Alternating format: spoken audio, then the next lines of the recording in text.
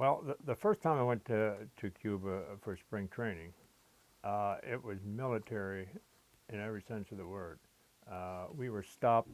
We had to travel from Havana to Cienfuegos with the president of the ball club. Took us in his automobile, and we were stopped and detained at an army base for like hours, before they finally let us go because he was traveling. We were traveling in a very nice automobile, and they wanted to know where he got this automobile and stuff. So how it is now, I have no idea. Only what I read in the newspapers, but I think it's still in a state of the Army's taking over everything, Right, and they're running everything. You'd- I think it's very hard on the Cuban people compared to, even when I was there, it was hard on them, but there was a good atmosphere. They were really good people and good baseball people. So as American ball players, you never felt threatened or anything, or were there times you No, no. We went to a nightclub one night, my wife and I, and another couple, and on the way back we got lost, and we made a wrong turn, and we come in this road, and all of a sudden lights come on everywhere, and here comes it.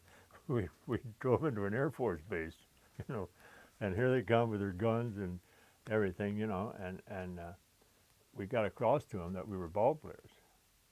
So one of the policemen got in the car with us and directed us right back to where we belonged, and wanted to pay him or give him something. He wouldn't. No. He said that was his job, and he left it. They knew us. They knew the ball players, and you walk down the street, and they were waving to you and hollering to you and everything. Oh yeah. And it didn't matter where you were from, No. as long as you could play. Right. That's all they cared about. They cared about the W. That's right. That's right. They landed one time in a helicopter, and Walt Craddock and I asked them for a ride, and they said, "Yeah, come on out to the field." So when we had an off day, we went out to the field, but they only had one helicopter in service, and that one they were using. So they took us for a ride in a little 2-engine plane up around Havana and down over the ocean and stuff. Yeah, they treated us great. And one time, Bobby Madera was the owner of the ball club, and he had set it up for Walt and I to go out in his yacht and do some fishing.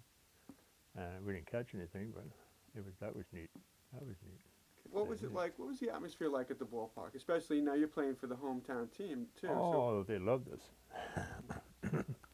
They excuse me. They carried on, and especially when we were winning, they were great. Talk about some of the ball players on that club. Well, Tony Gonzalez went to Philadelphia, played center field for Philadelphia. Cookie Rojas had a great career, and in fact, the last I heard, he was still coaching. Cienfuegos was with Cincinnati as a shortstop. I think Luis Arroyo went to the Yankees, great relief pitcher. So yeah, we did have some good ball players. It was, when we opened spring training, I talked with our manager, and he said, we're going to have 2 young guys at shortstop and second base. But man, they turned out to be great. They were great ball players. When you were with the Reds, was Cardenas also with the Reds, or did he come up later? Well, we were there together for a while, yeah. Yes. But then I left. They sent me down, and Leo stayed there. Okay. This is roughly 6-7 months maybe after the revolution. Going down there, did you have any apprehensions about what the atmosphere might be like? I had no idea what it was going to be like. They told us it was safe, and we took their word for it, but when they stopped us when we were going to Cienfuegos, that really shook me up. And then when we got to Cienfuegos, that's where most of the fighting was, and the buildings were all shot up. Man, but we stayed in a brand new hotel that was not finished yet. It hadn't been open to the public yet, but they put beds and stuff in there for us, and that's where we stayed, and we got along fine. We got along fine. One day they came to spring training. It wasn't Castro didn't come there, but some of the army came there, and took our gloves, laid their machine guns down, and took our gloves and went out and started playing with us. Just explain that night and what happened and what kind of mass confusion might have been going on there. Well, it was like our 4th of July, and they were just shooting off their guns into the air, but all the bullets were coming back down, you know, and they were just dropping like raindrops in the dust. And Frank Verdi got hit, and our shortstop Cardenas got hit too, and they called the game off, you know. Well, that was enough for me. I got my family out of there then, you know. I brought them home. And what were you thinking as that was going on? You were in the bullpen, I think, as I recall, as you told me. Like, what were did you have any sense of danger, or what was it like? Well, yeah, because we really didn't know what was going on. We heard, you know, these guys are out there shooting and carrying on. We didn't know if there was another army invading us or what was going on. Yeah, there was quite a few of us under that little Jeep. Talk a little bit about Castro. I remember you saying a couple of things about him. Like, first, he would make this grand entrance to the center field gates, and I think one time he even picked up your mitt and threw out the first pitch. Just tell me a little bit about what his presence was like. Big man, a great big man. He was like a bear, really. He was taller than I was 6'3", and he was taller than me and heavier than me. Had an army uniform on, you know. He still wears it to this day, I think. But surrounded by loving people. People loved him. They really did, because he liberated them, really. They were under a dictator, and it wasn't a good life. At one time, he brought all the farmers in to Havana. Now, these are people running the streets that never slept in a bed, didn't know what it was like to go into a hotel, you know. And he brought them into town, you know, and showed them what life could be. And they all loved him. They just loved him to death. And what about his presence at the ballpark? What was it like for you ball players? How did the fans react when he came through those? And talk about that he would come through the... Well, he would come through the center field fence, the gate in the center field, because he had his entourage with him. You know, there was maybe 30 people with him that would come in at one time. But if the people knew he was going to be there, the ballpark, you couldn't get in. They were just in the aisles. They were all over the place. They just filled the place, and we loved it, because in the playoffs we were getting money compared to, you know, what the people we drew. We got a percentage of that, the ball players. Oh, so you got a percentage of the gate. Yeah, so we loved that. Okay. So, in a certain kind of way, he generated some capitalism for you guys. Yeah, that's true. That's true. Tell me about the time that he used your glove. Well, they asked him to throw out the ceremonial first pitch, you know, and he needed a glove, and I just handed him a glove, and out he went. Yeah, it was great. I still have the glove too. You do? Oh yeah. Oh yeah. And let's talk about the picture here. And well, the only time I ever had a conversation with him was with this picture here. I was just, you know, he congratulated me, and I congratulated him, and was pleased to meet him. That's the only time I ever really talked to the man. But he was at the ballpark a few times, you know, that I never got to talk to him. Okay. Could you read for us what he wrote on the back of that? Could you read for us what he wrote on the picture? It says, "To Ted Wieand, with my most sincere congratulations and gratitude for your brilliant performance in the Junior World Series." Explain the situation why more of the games ended up in Havana than... Well, because it just rained and rained and rained, you know, and we couldn't play there. They had talked one time about taking us to St. Louis, and we would be the first game of a doubleheader, and St. Louis would be the second game. They had talked about doing that, and I don't know whatever happened, but we went to Cuba. They decided to take the games to Cuba, and we finished down there. I'm sure the fans must have enjoyed that, and Oh yeah. Fidel. Oh yeah. Yeah. Did he Yeah. come to every game Yeah. of the playoffs? No, I think he came to like 3 games. I think he was there 3 games, and I think we played 5 in Havana. That's correct, right? Yeah, I think he came to 3 games. Okay. Now, the uh, the actual series was a great series from what I've read, and let's talk about Minneapolis a little bit. The guys, they had Gene Mock and some of the players they had. What Mhm. kind of challenge was that for you guys? Oh well, we were the underdogs to start with. We were the underdogs to win the International League, uh, and we won that, and we were the underdogs in the Little World Series. I knew I didn't know Yastrzemski.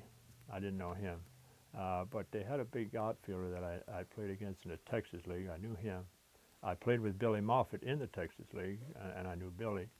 But yeah, they were the favorites, and we respected that. But they were playing in our ballpark, and in our ballpark, you didn't hit many home runs, and the park was suited for us, for single hitters, and run like the son of a gun, and that's what we did, and we did that all year. We had guys come through in the clutch like Larry Novak didn't hit 200, but he got the big hit for us and drove in the winning run in the last game. It's stuff like that that went on all year, and we had good hitters too, that hit 300, and did a good job. Mhm. But everybody contributed. What was it? What was the atmosphere like in Havana the night you guys won? Well, uh, Gala, I was reading it. I was reading in your notes there, where Tony Gonzalez said it lasted for days. Well, I was on the plane early the next morning going home. But yeah, they were dancing in the streets. There's this story that's been going on a while that before that final game, Fidel had a sidearm on him. Went by the other team's dugout, Minneapolis dugout. Have you heard the story before? Yeah, And he yeah. patted his revolver and said, "Tonight we win." What do you make of that? I spoke with Billy Moffitt after the game, and he said he didn't know anything about it. And he was like a coach for Gene Ma, and he didn't know anything about it, and I didn't know anything about it. So whether it happened or not, I have no idea. What were your general thoughts of him? Well, uh, like I said, he had a background in sports. He also could speak English very well. He went to one of our colleges, uh, but he never spoke English. You were in his country, you speak Spanish. You know, so he had a presence about him. Like I say, everybody liked him. You know, I never heard a ball player say that he didn't like Fidel Castro, American, Cuban, or what. I never heard anyone say anything derogatory about him. There's so much, again, could be myth, could be real about Fidel as a ball player. You saw him throw the opening pitch a few times. What it looked like to you? Well, he didn't look like a pitcher, but he was. I'm sure uh, he was heavier, than what he was when he played. I'm sure about that because he was a heavy, big man. He was a big man. So I'm sure he did not have the athletic body that he had. He was more a working man's body, and I'm sure that. He threw it all right. He got it to home plate. What do you think if you had to, because they say he played or was scouted by certain teams and stuff. Do you think that's true? Or did you hear anything about that when you were down there, that he was a legit ball player? No, I heard he had played in the California League. That's all I heard. There's so much untogetherness in so many Yeah. parts of the world. Yeah. Uh, well, I think it's a shame that we do not have relationship with Cuba, for our part and for their part. The tourist trade was a great industry for the Cuban people, and they've lost all of that. And it was a great place to go. So we've lost all of that, and for whatever reason, I can't figure it out. I don't know why two countries so close, and we're close in more than just miles. You know, we're really close people. Why can't we get along? This is the glove that Fidel Castro used to throw out the first ball in Havana for the Little World Series.